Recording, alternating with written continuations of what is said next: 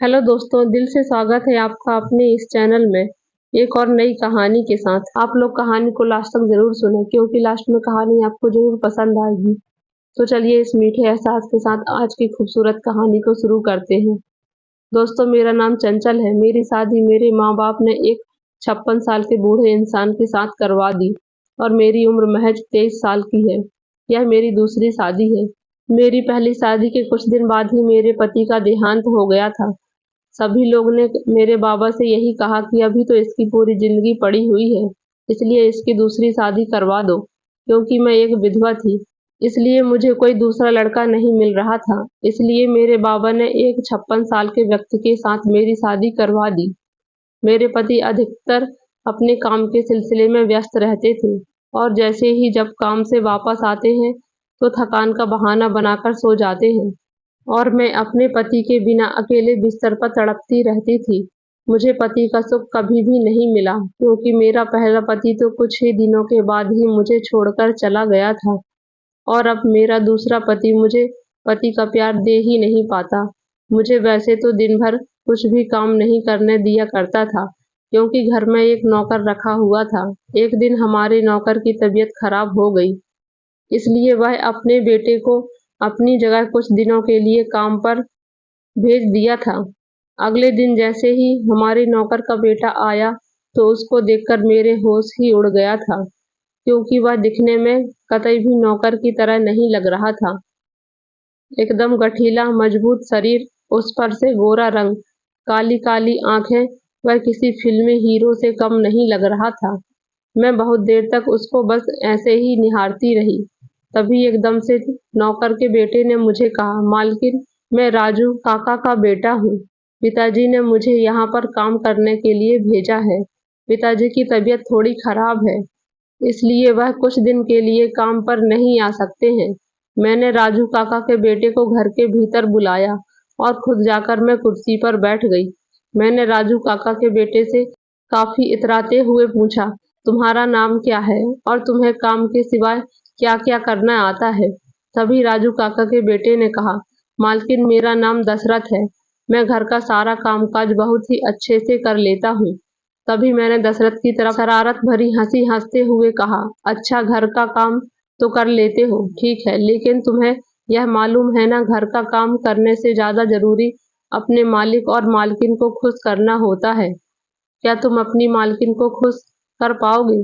तभी दशरथ ने हैरानी के साथ मुझसे कहा, मालकिन, मैं अपना काम पूरी ईमानदारी के साथ करूंगा और कोशिश करूंगा कि आप लोग मेरे काम से खुश रहें।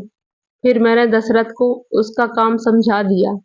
अपना काम पता चलने के बाद दशरथ फौरन ही अपने काम पर लग गया। मैं अधिकतर बैठी हुई दशरथ को बस ऐसे ही देखती रहती थी। एक दिन मेरे पति को काम के सिलसिले से शहर से बाहर जाना था, लेकिन मेरे पति इस बात से बहुत परेशान हो गए। जब मैंने उनसे उनकी परेशानी की वजह पूछी तो उन्होंने मुझसे कहा कि पहले जब भी मैं काम के सिलसिले में बाहर जाता था तो मैं राजू काका को तुम्हारे पास छोड़ जाया करता था।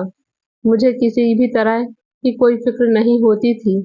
राजू काका का नाम सुनते ही मैंने अपने पति से कहा, अरे कोई बात नहीं, राजू काका नहीं है तो दशरथ तो है ना, वह रात को मेरे पास रह लेगा। आखिर वह भी तो हमारा नौकर है, वह मेरा ध्यान रख लेगा और उसके होते हुए आप फिक्र क्यों करते हैं? मैं अपना ख्याल अपने आप ही रख लूंगी। फिर मेरे पति दशरथ को उसका काम समझाकर और उसे हिदायत देकर कि वह मुझे कहीं पर भी न जाने दे और मेरी सारी बातें माने, इतना कहकर वे काम के लिए निकल गए। अपने पति के जाने के बाद मैं अपने रूम में आराम से लेट गई। मैं अपने बिस्तर पर लेटे लेटे तड़प रही थी। मुझे समझ नहीं आ रहा था कि मैं दशरथ को किस तरह से अपने दिल की बात बताऊं। मैं दिल ही दिल में दशरथ को चाहने लगी थी। जब से मैंने दशरथ को देखा, मेरे दिल और दिमाग में बस दशरथ का ही ख्याल आता रहता है। मैंने दशरथ को कितनी बार अपने दिल की बात बताने की कोशिश की, लेकिन दशरथ अधिकतर मेरी ऐसी बातों को अनसुना कर दिया करता था और आगे बढ़ जाया करता था। मुझे समझ नहीं आ रहा था कि मैं उसको किस तरह से अपने नजदीक लेकर आऊं। फिर मेरे दिमाग में एक विचार आया।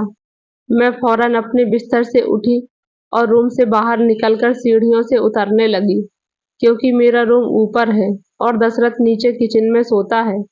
सीढ़ियों से उतरते ही मैंने जानबूझकर सीढ़ियों से नीचे गिर गई और सीढ़ियों से गिरते हुई मैं जोर जोर से चिल्लाने लगी। मेरे चिल्लाने की आवाज़ सुनकर दशरथ फौरन दौड़ता हुआ मेरे करीब आया और मुझे इस तरीके से गिरा हुआ देखकर वह घबराकर कहने लगा, अरे मालकिन, आपको क्या हुआ? मैंने रोते हुए दशरथ को कहा, दशरथ, मैं नीचे पानी पीने के लिए आ रही थी तो अचानक से मेरा पाँव फिसल गया और मैं सीढ़ियों से नीचे गिर गई।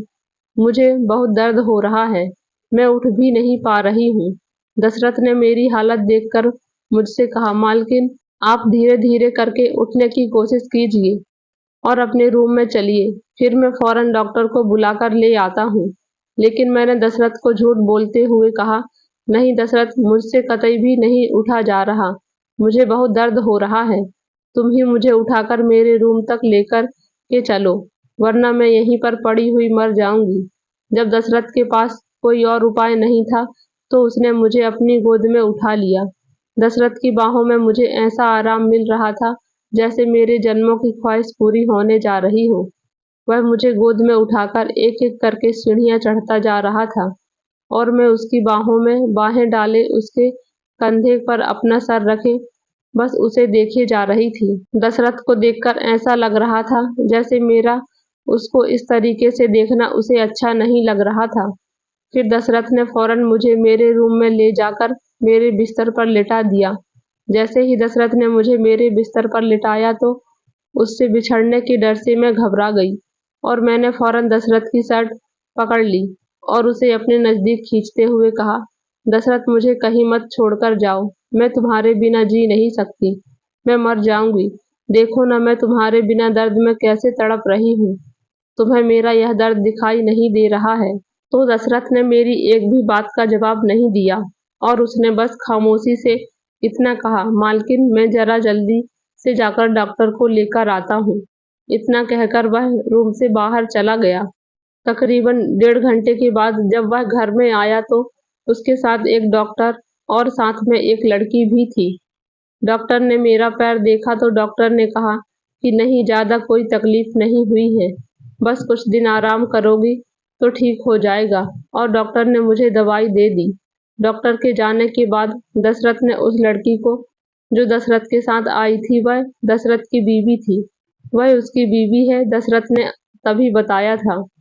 और वह जब चली गई तो दशरथ ने मुझसे कहा, मालकिन, हम लोग गरीब जरूर हैं लेकिन हम अपनी मान मर्यादा में रहना जानते हैं। मैं शादीशुदा हूँ और मैं अपनी बीवी के साथ कभी भी धोखा नहीं कर सकता। आप अमीर लोग हैं, आप लोगों में धोखा देने का रिवाज होगा, लेकिन हम गरीबों में यह रिवाज नहीं है। फिर दशरथ इतना कहकर वहां से जाने लगा, लेकिन मैंने उसे पीछे से पकड़कर उससे चिपक गई। मेरे स्पर्श से दशरथ मानो खामोश सा हो गया। कुछ देर में वह पलटा और मुझे सामने से कसकर गले से लगा लिया। मुझे ऐसा लगा मानो जैसे बरसों के प्यासे को पानी मिलने वाला हो। दूसरे ही पल मैंने दशरथ के होठों को छुआ, वह मानो जैसे पिघलने सा लगा। फिर वह भी मेरा साथ देने लगा और हम धीरे धीरे एक दूसरे में समाने लगे और पूरी तरह से संतुष्ट होकर पूरी रात साथ में रहे। और दूसरे दिन भी दशरथ अपने घर नहीं गया था और फिर हमने साथ में रात में ही वही सब किया। अगले दिन मेरे पति घर वापस आ गए, लेकिन जब भी हमें मौका मिलता हम संतुष्ट हो लेते। अब मैं काफी खुश रहने लगी थी। कुछ दिनों के बाद राजू काका की तबीयत ठीक हो गई और वे वापस काम पर आने लगे। दशरथ ने अब आना बंद कर दिया था, लेकिन मैं खुश थी क्योंकि उसने मुझे वह सारी खुशी दी थी जो आज तक कोई नहीं दे पाया था।